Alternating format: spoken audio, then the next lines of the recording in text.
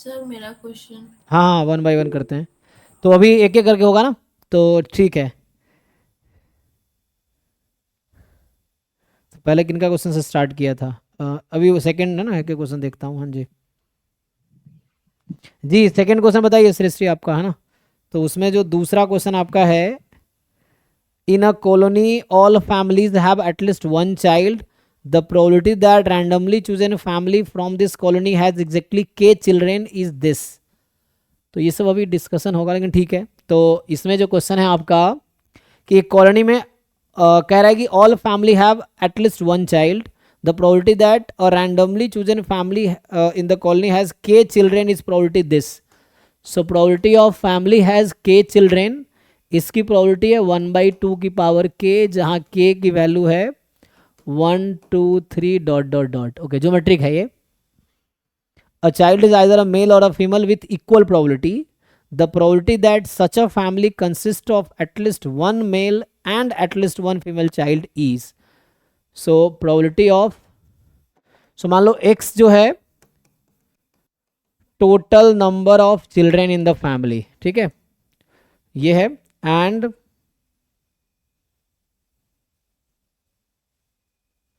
And m है number of male children, ठीक है।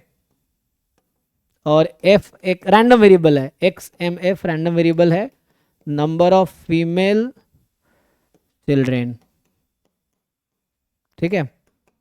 अब हमसे क्या बोल रहा है कि probability that the such a family consist of at least one male child and at least one female child. So probability of at least one male child and at least one female child होने की क्या प्रोबेबिलिटी है, बट ये नहीं बता रखा है कि इसकी, बट हाफ हाफ प्रोबेबिलिटी है, मेल एंड फीमेल होने की प्रोबेबिलिटी हाफ और हाफ है। अच्छा, तो इसका मतलब ये हो गया, इसको अगर कॉम्प्लीमेंट लिखूं तो क्या होगा, 1 - सोचिए कॉम्प्लीमेंट क्या, at least one male and at least one female है इस फैमिली में, वैसे family that has at least one male and at least one female child. तो कॉम्प्लीमेंट में क्या आएगा, या तो मेल चाइल्ड जीरो हो जाए या फीमेल चाइल्ड जीरो हो जाए, यही आएंगे ना। इसमें कौन से फैमिली बच जाएंगी, हमें पता है कि each family has at least one children, बता रखा, हर फैमिली में कम से कम एक बच्चा तो है ही। तो यहां कह रहा है कि प्रोबेबिलिटी में कॉम्प्लीमेंट ले रहा हूं, कॉम्प्लीमेंट लेंगे तो क्या होगा, सो कॉम्प्लीमेंट में ये आएगा ना कि इसमें कह रहा है कि वैसे फैमिली में एटलीस्ट वन मेल या एटलीस्ट वन फीमेल है, तो इसका कॉम्प्लीमेंट सोचो, कॉम्प्लीमेंट क्या हो सकता है।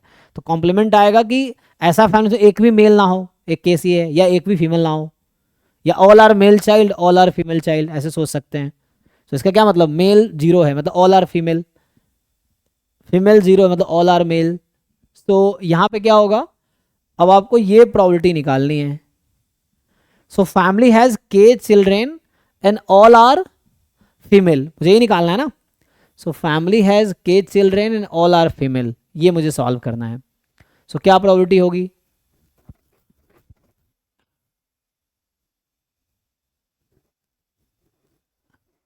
तो मुझे इसको ऐसे लिखना पड़ेगा कि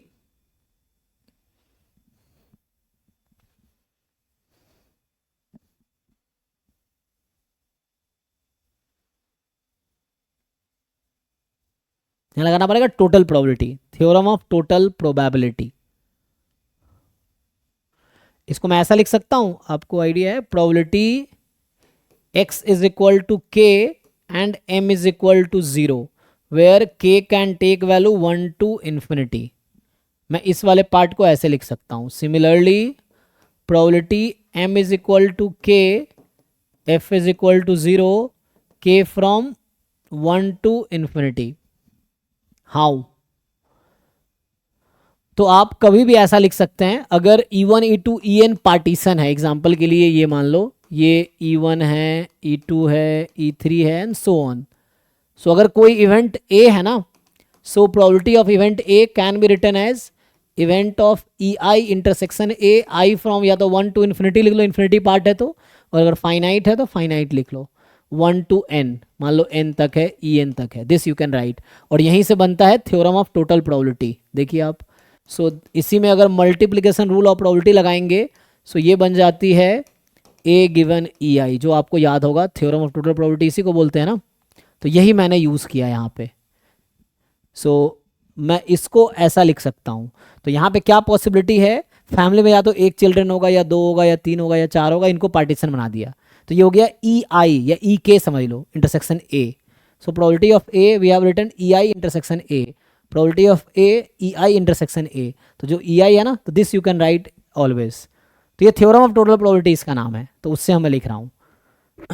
क्यों? क्योंकि मुझे ये दिया, मुझे इसका पीएमएफ नहीं पता है, मुझे इसका पीएमएफ पता है। सो मुझे एक्स का पीएमएफ यूज़ करना पड़ेगा।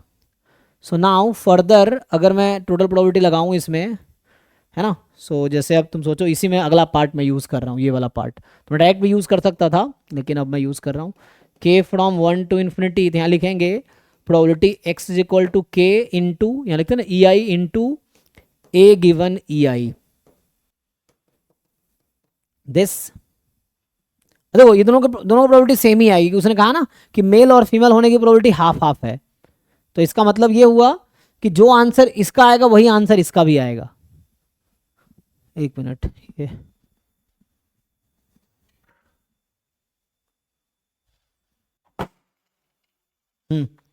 सो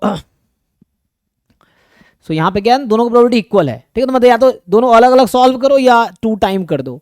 इक्वल इसलिए क्योंकि क्वेश्चन ने कहा है कि a child is either a male or a female with equal probability, तो इन दोनों केस में आंसर इक्वल ही आना है, इसका आंसर और इसका आंसर इक्वल ही आएगा, क्योंकि दोनों की प्रोबेबिलिटी इक्वल है, इसीलिए इक्वली लाइकली है। अब इसको सॉल्व कर लो। सो यहाँ से 1 माइनस 2 टाइम समेसन एक्स बराबर के, मुझे क्वेश्चन में दे रखा है हाफ की पावर के, ये क्वेश्चन में गिवन है। अब समझो के फ्रॉम 1 टू इन्फिनिटी।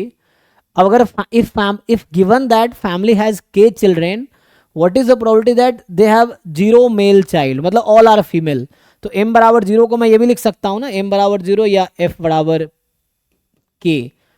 अगर फैमिली में k चिल्ड्रेन है, so what is the probability that all are female, है ना, यही चीज़ तुम जैसे समझो। सो फैमिली में टोटल k चिल्ड्रेन है, फैमिली में k चिल्ड्रेन होने की प्रोबेबिलिटी हाफ की पावर k है। If family has k children, what is the probability that none of them are male child, means all of them are female child। तो एक child को female होने की probability half है, तो you have total k childs, तो ये हो जाएगा हाफ की पावर k, ये भी आ जाएगी। तो दिस प्रोबेबिलिटी इज हाफ की power k, this is half की पावर k। अब ये इन्फिनाइट सिमेट्रिक सीरीज हो गया, सॉल्व कर लीजिए। सो यहाँ से आएगा 1 माइनस 2 टाइम, इसको खोलो हाफ की पावर k, खोलोगे तो a upon 1 minus R, k 1 से स्टार्ट हो रहा है, तो 1/4 1 माइनस 1/4 ये आ जाएगा आपका। सो 1 माइनस 2 इंटू 1/4 अपॉन 3/4, 4 4 कैंसिल, तो 1 माइनस 2/3 विच इज़ 1/3, ये आ जाएगा आपके पास, ठीक है। तो ये आंसर है। तो आपको इस तरह सोचना पड़ेगा इस क्वेश्चन में। चलिए नेक्स्ट, तो